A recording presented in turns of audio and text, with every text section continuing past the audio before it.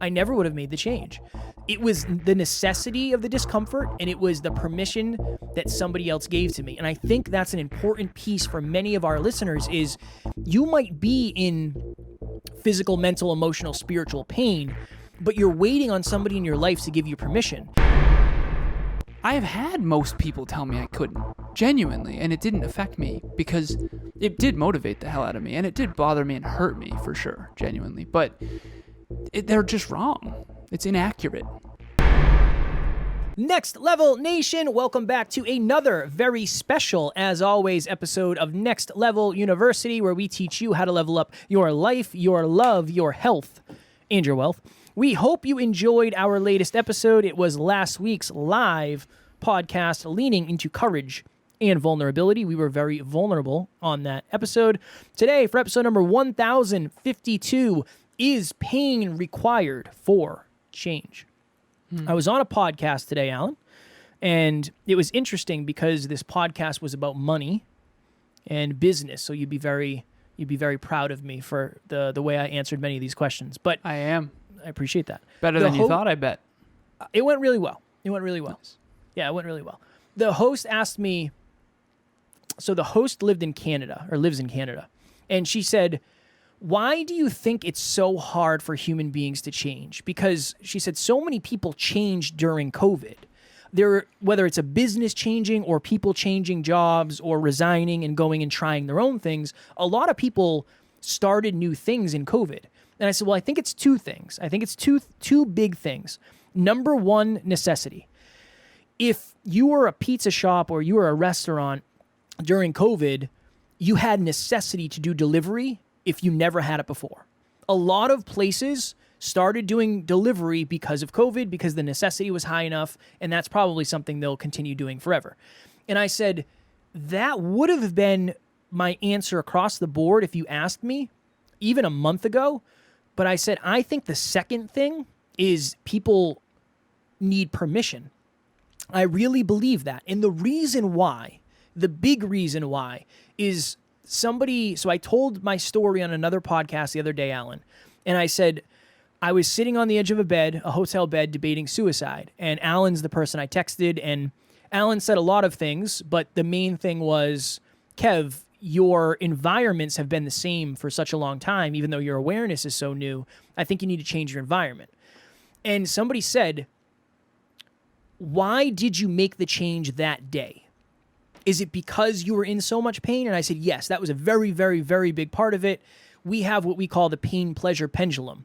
The further you swing into pain, the more likely you are to take a big chance to get back into pleasure. Really fulfillment, honestly. And I said, yeah, that was a huge thing. But Alan also gave me permission to chase my dreams. And I said, imagine, really think about this. Imagine if I texted somebody else. Imagine if I texted my grandmother instead of Alan, and my grandmother didn't believe that it was possible for me, and she might say, no, you need to stay at that job. You need certainty. You need security. How are you going to pay your bills? You need health insurance. You need a wage. You need to have a job. And again, I love my grandmother, but she doesn't necessarily have the mind of an entrepreneur or a super, super growth mindset. If I messaged anybody else and they said, yeah, Kev, we all have bad days, sleep on it over the weekend and it'll probably get better by Monday, I never would have made the change. It was the necessity of the discomfort, and it was the permission that somebody else gave to me. And I think that's an important piece for many of our listeners is you might be in physical, mental, emotional, spiritual pain, but you're waiting on somebody in your life to give you permission. And Alan, I think that's something that you do way more than I do because you work more with the community, but that's what you're doing. You're giving people permission to chase their dreams. I really believe that at a deep, deep, deep level now more than ever. And my goal, I told Alan before this, I said we can have a rumble because I know Alan definitely believes pain is required for change, and I do too. I think discomfort is required for change. But I do think this permission perspective is an interesting new thing to throw into the mix, and I believe that is one of the things that you're helping people with. You're giving them the permission. I had someone, and I thought we might disagree on this too, but I don't think we do. Don't let me forget, Kev, I want you to define for our listeners from your perspective necessity, because you say it like everyone knows what you're talking about, which, by the way, I know I do that all the time, so no big deal. No. And some people do know what you're talking about. And then permission, I want you to define that as well from your perspective. But first, I was on the phone with a team member recently, and they said what you kind of just said, which is you give me permission to be awesome. I don't want to say the name, but awesome, insert name. Mm-hmm. This person has a name for one of her parts, which is awesome name. I can't say it. So imagine Jane. Imagine her name's Jane. Awesome Jane. You give me permission to let awesome Jane out. Or if you're male, awesome John, right? John, Jane, that whole thing. So I do understand that on some level, I think I'm giving them the permission to be the best version of themselves but I don't know why or how I'm doing that necessarily. I think I'm helping them believe in themselves, but I think this person told me this. They said, you're not insecure about my greatness, so it gives me permission to be great. Yeah. And it's like, okay, awesome. I want to dial up your greatness. And I'll say this as well. I had a client a while ago, and I'll never forget this conversation. I said, just so you're aware, by the way, all of those things that I just asked you about, I said, okay, what is it that's going to be required of you to be more successful? And she listed them. She has her big 5 to thrive is what we've called them. And she has them written on a whiteboard right next to her computer. And I said, these are your superpowers. I said, here's the interesting thing. Those are the things that you need to dial up in order to achieve your dreams. And I guarantee you, most of the people in your life right now are trying to dial those things down. True or false? And she's like, true. So I do think that what I'm trying to do in a way is picture a light dimmer. I'm trying to, if the light represents someone's unique greatness, I'm trying to dial it up. And I think a lot of other people unintentionally are trying to dial that down. And so, yeah, I guess I don't disagree with you, Kev. I do think that discomfort plus permission, and I'm wondering to myself in this moment, honestly, where did I get my permission? You know, I don't know. Maybe it was when I saw Tony doing what he was doing, Tony Robbins, or Dwayne "The Rock" Johnson. Maybe I got permission too. But yeah, before we get too deep down the rabbit hole, what is necessity for our listeners from your perspective, and then what is permission in this context? Necessity, to me, necessity is a reason. It's ultimately it is a reason. So the definition of it, which I don't necessarily agree with, the quality or state of being necessary, basically. Nice. So like, using necessary in the definition of necessity. It's kind of a requirement. If you are going to scuba dive under a certain amount of feet, an oxygen tank is a necessity. Right. It's required. Right. It's a state of being needed in a certain circumstance. Got it. Is what I would say. So, if Taryn and I had a home with 4 bedrooms and we had 3 children, and we were planning on having 2 more children, it would probably be necessary for us to buy a bigger home. We would have necessity to buy a bigger home or to build more bedrooms. AKA, you'd be more likely to do that. There's a big enough reason to do it. There's a bigger reason. Yeah, and necessity increases. So if I haven't eaten in 20 hours, I have higher and higher and higher necessity to go find food. Yeah. Okay, what's the permission piece? The permission piece is, I think so many of us have circles of people who don't believe in themselves, so they never give us permission. If you don't believe you can lean into your own greatness, you're not going to be able to help somebody else lean into theirs. So I think the permission is, hey, I believe you can do this, go do it. I really think that's such an important thing, and I think you and I... Go ahead. Why is that so important? Because most people are getting advice. So, okay, most people don't have the level of self-belief you have. So when somebody tells them not to do something or they can't do something, oftentimes that'll stop them from doing it. Do they believe that's true? Do they believe what? They believe that...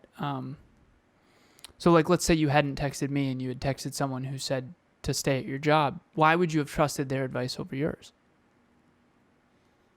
Because I didn't know what was right. I didn't have any experience with it. The story I always use is in the very beginning of this, everybody who crapped on our dreams, out of all of them, none of them were podcasters. But now if you were to come to me, and I say this on podcasts all the time behind the scenes, I said, if you told me like you want to make this a successful business, 99 out of 100 people are probably going to tell you you're crazy, but I'm not, because I'm doing it. So I believe in you. I'm giving you the permission to say like, we're doing it, you can do it too. Right. So I think it's one of those, I've done it, so I can tell you, you can do it too. So permission is required when belief is low. I think permission from someone you trust. I'm not willing to say like it's the drive to 5. I don't have enough proof to say that it's definitely like a law. I don't know that it's there yet, but I do believe that's what a lot of people are looking for. The necessity is there, but they're waiting on the permission. They're waiting on somebody to say, "Hey, you can do this. You can definitely do this," because it does. It gives them the belief. So how do we give our listeners more permission? I think that's what I want to do. Yeah, no, I know. I think in a weird way, that's what we do every time we're here. I think that's what we do every time we're here. We say, look, that's why it's very hard to teach what you haven't experienced, because you're really not giving permission. You're just giving like encouragement. And I think there's a difference. There's a difference between encouragement and permission. Encouragement is, hey, you can go climb that tree. Like you can do that. Permission is, I've climbed that tree. It's not going to be as bad as you think. yeah, in a way, yeah.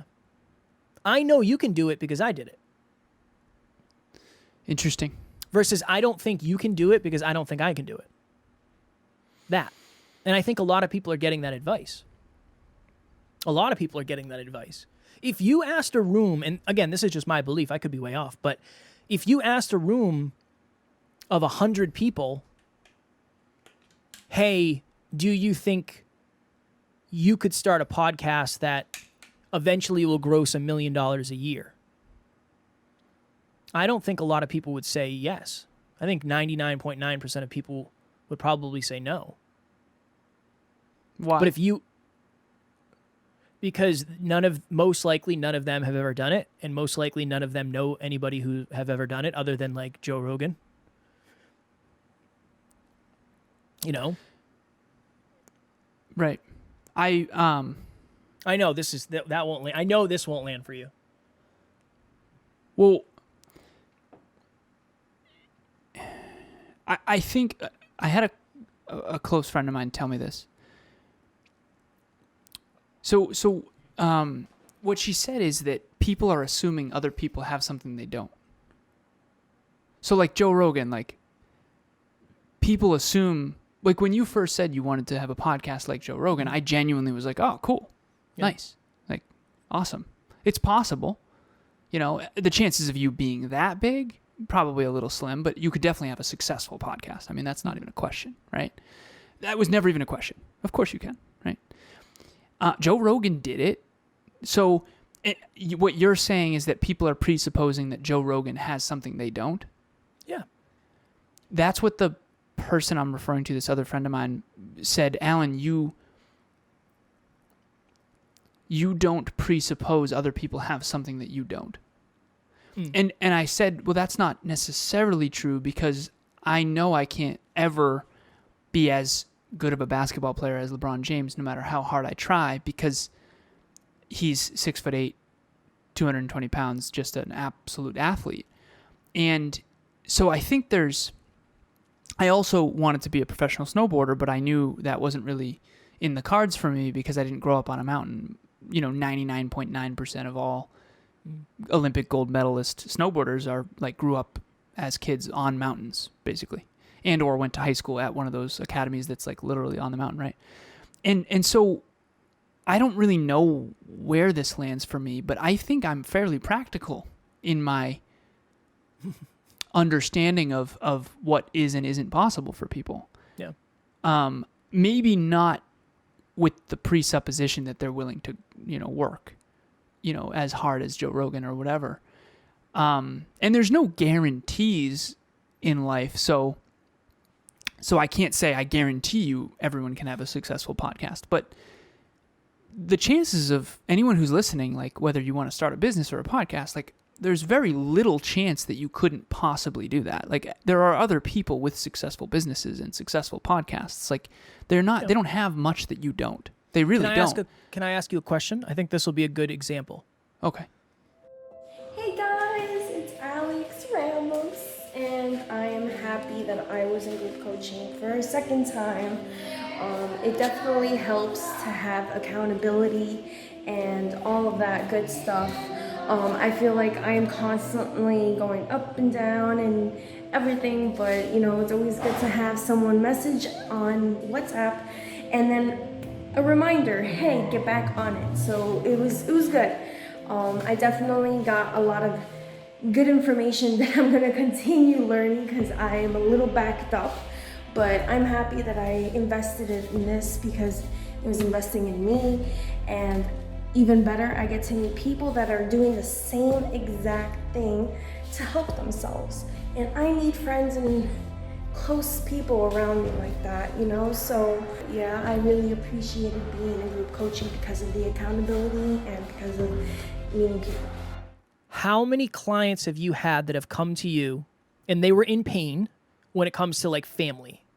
Like the family dynamic, my family doesn't get me, my partner doesn't get me. You gave them the permission to create distance between themselves and their family, or you gave them the permission to bring up that conversation. Oh yeah, tons. Pretty often, right? Right. Tons. That's what I mean. That, whatever that is. Maybe it's empowerment, maybe it's permission, maybe it's guidance, maybe it is encouragement, I don't know. But I think that's required. Because if not, then wouldn't it have happened before? Yeah, no, that's valid. What's interesting is, for me, maybe if I had self-belief, all it took was pain. I think so, because you've already given yourself permission. Exactly, yeah. It's almost like, it's one of those things where, this is a good analogy. This is a wonderful analogy. If you're on one side of a lake and you don't know if the ice is safe and there's an animal behind you, right? And it's like, I'm very afraid I need to get across this lake, but I don't know if the ice is like, would I rather deal with the animal or would I rather freeze and or drown? I don't know. But then you see somebody else walk across and they say, hey, you can make it. Like, I weigh more than you. You can make it. It's that. It's like, try this. You can do this. Yeah. I think. And again, I don't know if that analogy is accurate, but no, it's good. It's really good. It's definitely. I'd say. It's definitely. Put your dukes up, Wolf. Put your dukes up. We'll fight this out. I think this is clicking for me, because when you do have self-belief, you don't really need someone else's permission. Yeah. I literally, and I mean, you could literally, I could have everyone I love come and tell me that I couldn't be successful at podcasting, and I wouldn't believe a single one of them. Yeah, but you're because a freak. Remember we interviewed I've Justin. had most people tell me I couldn't, I know. genuinely, and it didn't affect me because it did motivate the hell out of me, and it did bother me and hurt me for sure, genuinely. Yeah. But they're just wrong. It's inaccurate. You know what I mean? It's inaccurate. Everyone who told us we couldn't succeed were wrong. They were inaccurate. Yeah. And I knew that, but I don't know how I knew that. You know what I mean? Yeah, so I think that's something that's you a whole have. other conversation. Yeah, it's something rare. I remember we interviewed an up and coming rapper, Justin Freeman was his name. Yeah. And we were talking about how there's a very famous rapper. He's very close with Eminem. His name is Royce da 5'9". And he met Justin Freeman and gave him all the props in the world and said, "You're an awesome rapper. Like, keep doing your thing." And I said, "Justin, if he didn't say that to you and he like crapped on your dreams, would you still keep going?" And Alan's like, "I knew the answer before you even asked that." Like, Yeah, of course he would. He has a 10 out of 10 self-belief. Yeah. But anybody lower, I don't know that they would have. Yeah, no, it's a great point. It's an excellent point. That's a huge blind spot for me. And I will definitely. It's interesting. Our new team member, shout out to Amy Lenius, she has been talking a lot about permission. This in is these part of the virtual reason. trainings. Yeah, this is part of the reason, because we talked about it on the team call tonight, and I was like, interesting. Let me see where we go. Shout out to Amy L, because we have two Amy's on the team now, so interesting. But we do virtual trainings. We did our fourth one, and she said, "You're giving so much permission to these people to chase their dreams and lean into their greatness." And honestly, I don't really know what she means by that. I like it. I'm grateful, whatever that is, but I don't know what she's talking about. I think it's You know? empowerment. Okay. Well, I like think it. I it's just want to do empowering. better at it because whatever I'm doing, it seems to be working, which is great. But I definitely don't understand really yet. You had a lot of people disempower you. That's basically what you said is like I had a lot of people that didn't believe in me. They try to disempower you. Mm-hmm. And you Definitely. empower people. That's your thing. So I think that's permission in a nutshell. Cool. Yeah. I want to put wind in people's sails towards their dreams, and I think one of the reasons why that's my calling is because I had so many people who didn't believe in me. Genuinely, to a drastic degree too. It's weird. Like there are some people who believed in me, but I'll share this live on the podcast. I know we got to go. If you're listening to this, what day is it? If they're listening to this, do you know? Oh, it could be any day. No, it's Wednesday. So I've been saying, to myself for a long time that I feel like I'm in good enough physical condition to do a marathon, like a full length marathon. And I forget, it was on a team huddle or something like that, where I had a lot of people question that, and I was like frustrated because it's like I totally can do it. I know I can do it. Like it's a fact. I can do it. Now it's going to be horrible, right? But I can do it. And so I looked it up, and I'm going to go to the track this weekend, and I'm going to do a full 26-mile marathon. And I'm not like hoping I can do that. I know that I can do that. It's not even a question for me. It's a question of whether or not I want to do that, because I kind of don't want to. It's kind of going to suck. But like I know that I can do it. Now I'm not going to do it fast. Keep in mind, I'm not going to do it fast. I looked it up. I know the awareness, right? So let me unpack it. So it's 105 laps around a high school track. I looked it up, and I asked Siri, I'm not going to do it in like 2.5 hours. That's like elite level performance. I'm not an elite marathon runner, right? I'm going to go very, very slow. It's going to be a very light jog. I'll probably do like a 10-minute pace, or 11-minute pace or whatever. It's going to take me like 4.5 hours. And then I'm going to weigh in. I'm going to hit my 10-pound in 10-week goal. And I'm going to sweat out a lot of the water so that I can hit that goal, quite frankly. But I'm not concerned whether or not I can do it. I know I can. It's just a matter of whether or not I want to. But what if instead of just self-belief, Kev, what if I just understand the logistics? That's part of it. It's kind of like you with airplanes. It's like before you thought your airplanes might crash, before you understood how airplanes work, and now the chances of that are very, very slim. Is it possible that I underestimated marathons and for some reason I can't do it? And if that's true, I will tell everyone, humble pie, my bad. Like I jeffed, I couldn't do it without stopping. I'm going to do a shuffle walk, like a little more than a walk jog pace. Like I won't stop though. I'm going to do a full length marathon without stopping. And I just need to prove to myself that I can do it. And the weird thing is in a way, I'm not even proving it to myself because I already know I can do it. But I also want the humility. I want the humble pie. I do think it'll be harder than I think.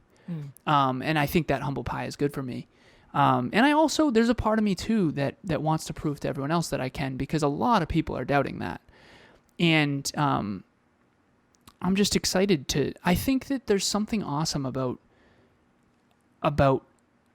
believing in what's possible. Because yeah, it's possible I get humbled and I'm wrong, but I'd rather try and fail than not believe in possibility. And so hopefully that can land for some people. And we'll see. We'll talk about it. I'm going to do it. I'm going to give it a shot. The humble pie will taste as good as the chocolate pie that you have after you hit your successful weigh-in. Big chocolate cake with a big thing of ice cream. I'm pumped. Let me be vulnerable. I have doubts that you can do it. Not because I have doubts that you can do it, but it's because I don't think I can. That's it in a nutshell. Like, I don't know how you could, because I feel like that's such a stretch for me, and I don't know where your set point is compared to mine. But how do I know? I'm an ectomorph, right? I'm 6'2". Yeah, but still. I have good cardio, like in my mind. You probably could do it, honestly. See, I don't think I could. Oh. If anybody else You're came to me... wrong about that, though. Dude, I'm not going to run this thing fast. I know, but maybe for you.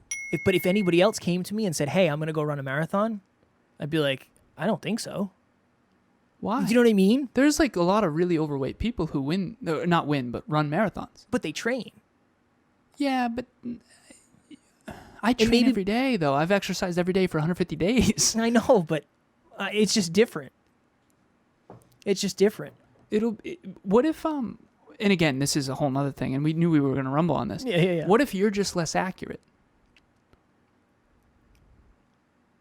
I probably am. Like, there's some people who, you could look it up on Google.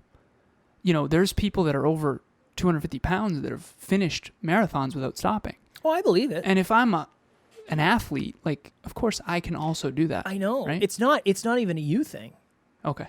Yeah, no, it's not. Like, It's just a belief thing. yeah, I think it's a belief thing. I think belief can come through awareness, right? I'm not going to, Yeah. I definitely can't beat college athletes at basketball or anything like that, right? I can't win this, a Boston Marathon, like, at all. I'm not saying I'm going to like jog this thing. And I just know that I can finish successfully. I'm not saying I'm going to have like if I said I'm going to do a marathon in 3.5 hours, you better believe I'm full of it. No chance, right? So I think it really just comes down to accurate thinking. I but agree. don't get me wrong. I've been inaccurate in the past. I thought I'd win the show and I lost that show, the fitness show, and then I won the next one. But I think at the end of the day, it's the drive to 5. Yeah. I'm going to either get humbled or I'm going to be proud, and we'll see. But I do think in this case I'm more accurate than you are. But who cares, right? At the end of the day, I want people to believe in themselves. And who knows? Maybe I'll document it, and maybe someone out there will believe in themselves more because I gave myself permission to believe in myself. Yeah. And I really do believe I can do it. Now, don't get me wrong. It's 87 degrees on Sunday. I've already looked this all up. I've done all the looking up and all this. Like, it's going to be horrible. And I know that, right? And I want to also preface this. I think I have a proclivity for suffering. So it's going to be horrible. And I do know that, but I'm also kind of looking forward to it in a weird way. I have the necessity because I need to hit my weight. Yeah. And, and I'm not going to miss that episode. So, Well, technically, this is the problem. We have already recorded that episode, so if you do miss, we'll have to take another episode. Because I realized that earlier. It was like, well, we're gonna have to record that in the future anyway. I never even noticed that. Don't worry, I will hit my weight. I will hit my weight. If not, we'll have to do it. We'll make it up, but I'm not. We'll make it up. You'll hit your weight. If Kevin is solo on one of these episodes, you'll know that I did not do the marathon and I didn't hit my weight, or both. But either way, I'm just grateful that we can have these beautiful rumbles, because at the end of the day, I tend to be optimistic, and who knows? Maybe I'm wrong, and maybe I'll eat humble pie. We'll see. I can see you being right, but the reason and the reason I went there is because if you're watching or listening, I want you to think of the way you think. If your immediate thought was, "Well, I could never do that. How is Alan?" That's one frame. But that's presupposing I'm like you. Just, you know what I mean? Yeah. Which we're very different. Yeah. Or maybe another thought is, I could never do that. Because I'm nothing like Alan. So that's where a lot of, which also might not be true. That also might. So, right. Yeah. Right. And this goes back to the original thought of like what my friend had told me, which is, Alan, you don't presuppose they have something you don't. Right. And maybe they do, maybe they don't. We'll find out through action. And hopefully that's the takeaway here is give it a shot. Try. Have courage. This takes a lot of courage. This is a vulnerable thing to say this publicly. You know, sure. Like, I could fail and eat humble pie, and I will. And if I do fail, I fail. But I think I can do it. So I'm gonna give it a shot. Well, I believe in you. I don't want you to think it was me doubting you. It's just my natural tendency is like, I couldn't, Alan can't, because I don't know what Alan is. Right. And I think that's... Go ahead. Very last thing I want to say is, how many things have we achieved that you didn't believe were possible? All of them. All of them. But do you know So- why? Because you gave me permission. Permission. Yeah. No, true. not really. Well, For a lot of it, you raised my awareness, and you've helped me stay accountable, and you've done most of the work. I've just kind of been like hanging on, throw a saddle on. I wouldn't say I've done most of the work. No. You did. You're a workhorse, but you've given me a lot of permission to try something new, permission to fail. You've given me a lot of permission, for sure. Well, hell yeah, I didn't know I was doing it, but I'm grateful. Likewise. And, I'm just hope you can give yourself permission, and everyone out there watching or listening, I hope they can all give themselves permission. Speaking of, give yourself permission to jump on a call. You'll get some permission. Nice. Very well Thanks, done. man. Do you want to finish that train of thought? I think that's pretty much it. We want to meet our listeners, and if you're out there and you have necessity and you're in pain and you feel like you need some support towards your dreams in terms of permission, apparently that's what I'm doing, which I'm grateful for. I would love to help give you permission to at least try. I can't promise you you're going to succeed. I can't promise you anything's going to happen, but I can promise that trying and failing is gonna be better than staying stuck and not trying at all. And I can hopefully help guide you at least in the right direction. And I'm not going to sell you anything. If you ask about my coaching, I'll of course tell you, but I just want to meet the listeners. Alan shared a wonderful, wonderful compliment that somebody gave to him, that although I talk to you every other week, this is a client of Alan, I feel like I get the opportunity to talk to you guys every day through the podcast, or whether it's Next Level Nation. So wherever you are in the world, wherever you are in your self-improvement journey, just try to take yourself to the next level. Maybe that's group coaching. Maybe that's Next Level Nation. Maybe that's listening to 2 episodes a week instead of 1. That is my only suggestion in this closing, is do a little bit more than you're doing right now to get to the next level. That's my closing for this. This was an interesting episode. It was a good one. I enjoyed it very much. It was a good one. It was longer than I wanted it to be. I'm supposed to be in bed by now, but it's a real shame. Next Level Nation, tomorrow for episode number 1053. It is last week's live Q&A. Where is the boundary between vulnerability and oversharing? I know that is a big fear that many of us have. As always, we love you. We appreciate you. Grateful for each and every one of you. And at NLU, we do not have fans. We have family. We will talk to you all tomorrow. Please reach out.